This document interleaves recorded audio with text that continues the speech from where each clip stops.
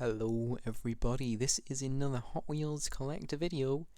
Today we're going to be looking at the 04 Mazda and Mazdaspeed Miata from the Boulevard series in 2023. First of all, this was the first premium I actually ever bought, shortly followed by the Deutschland Design container set. I am much more of a fan of the container sets than the single cards, both in terms of price as well as just being able to, open them, look at them, put them back whenever I want, and that's something you can do, where this is you either have it open or you have it closed. I've decided to keep this one in the package just because it cost a pretty penny, and also it looks quite nice, the card art. I'm not gonna lie, it does look nice, but I do really buy them for the cars. And also I wouldn't have anywhere to store this car, because really I use these boxes for mainlines, as you can see, and I wouldn't want them mixed, if that makes sense, because that just wouldn't work in my opinion. So let's pull this away from there, and we're actually going to look at the car now. So I hope it's not too bad, because obviously there's the plastic there, so you might see a bit more of a glare, and that's just kind of how it might be. So we are going to start off with the side, as per usual. We have these lovely 5-spoke chroma wheels on this car. I think they fit it really nice. They're really small, and it's nice to see them not trying to shove some really huge wheels on it. It keeps the scale very nice looking, in my opinion. This car also has a little bit of detailing on the side. So we have reflector on the rear fender, as well as a reflector on the front fender area. Well, I say the fender area, they're actually on the rear bumper, because that rear bumper wraps round onto the side of the car. So does the front bumper. We also have an indicator, which is also represented there as well. Very, very nicely done. This car also does have wing mirrors. This is getting spun around now. It's quite a hard thing to do. It's also hard to see what's going on in there, but I hope you can see it. There we go. Hopefully it's decent. This is in a metallic red. It's almost like a wine red, but it's slightly lighter. And yeah. So this has a lot of nice detail going on in the front. So we have headlights, which are very well done. They're very accurate to the real life model.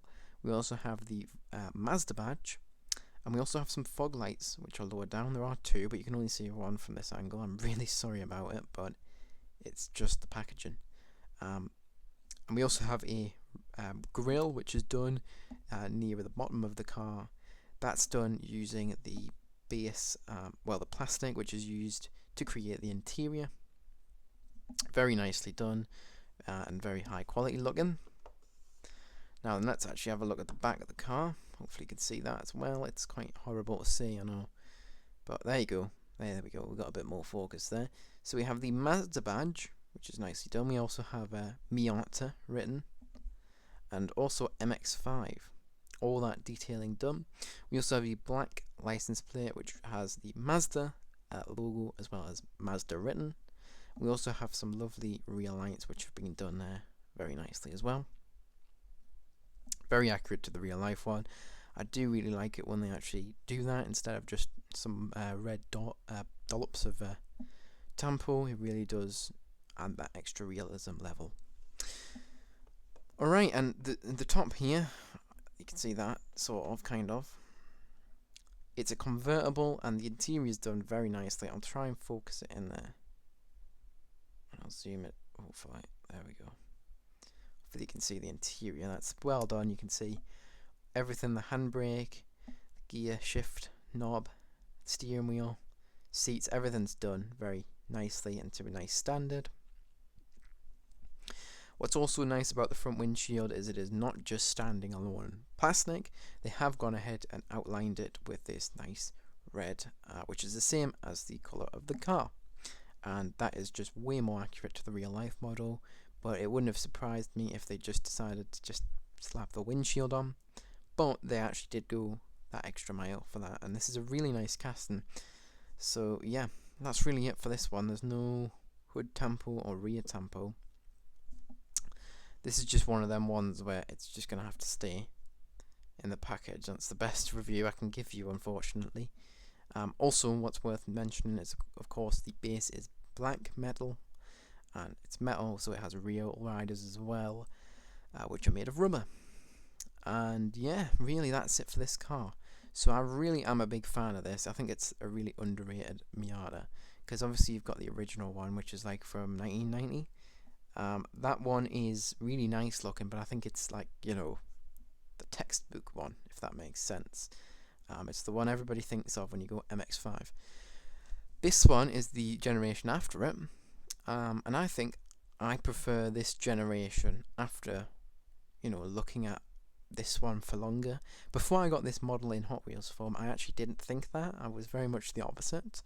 But now I have this in Hot Wheels form, I think I'm beginning to see that this is actually my favourite generation. I don't think there was a better one, because there was obviously one after it, which is like the 2010 model. I think that looks very, I don't like that. It's very chunky and not very MX-5 looking. Then we went back and shrunk the car down again in 2015, or 2016 maybe, with the new Miata, the newest variant of it. But I think this one's the best one to ever happen. And of course this is the Mazdaspeed version, so this was only available in the US, so we didn't actually get this version. It was turbocharged.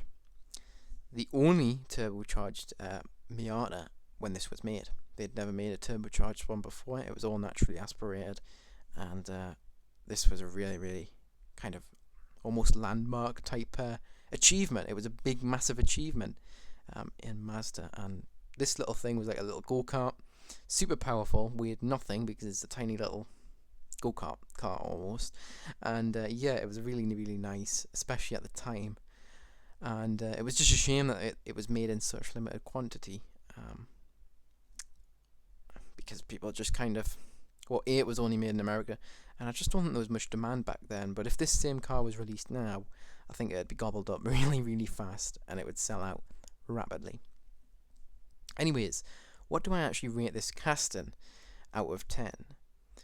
So out of 10, this is a really, really nice one. I'm going to give it, I mean, most of the premiums I'm giving really high because they are just solid castings. Some of the main lines are getting lower because they're just not as well detailed, or the castings just aren't great. This is a brand new casting. It's never been done in the main line yet, although pretty sure it will come to main line at some point, just not yet. So yeah, out of 10, this is going to be a 10 out of 10. I think this is a really, really nice one. In terms of how available is this, people may be asking, it seems to be the third most popular. So if I flip the card round, oops, you can't see anything at the minute, you're just seeing some lovely premium Deutschland design stuff. Okay, there, that's the set. Also, there's the barcode, if you want to scan that and see if any stores have any in stock. There you go. Right, so there's the set. So these two are the most popular, well, at least here. So that Civic's the most popular, I think, globally. The Escort here is really, really popular. I think that's the most popular in this country. But in America, it's not so popular because you guys didn't get the Escort, or, you know, that type of stuff. This was like a Ford UK car. Obviously, there's Ford US and Ford UK. So, like, the US make more like muscle stuff, whereas Ford UK make hatches and things that fit on UK roads.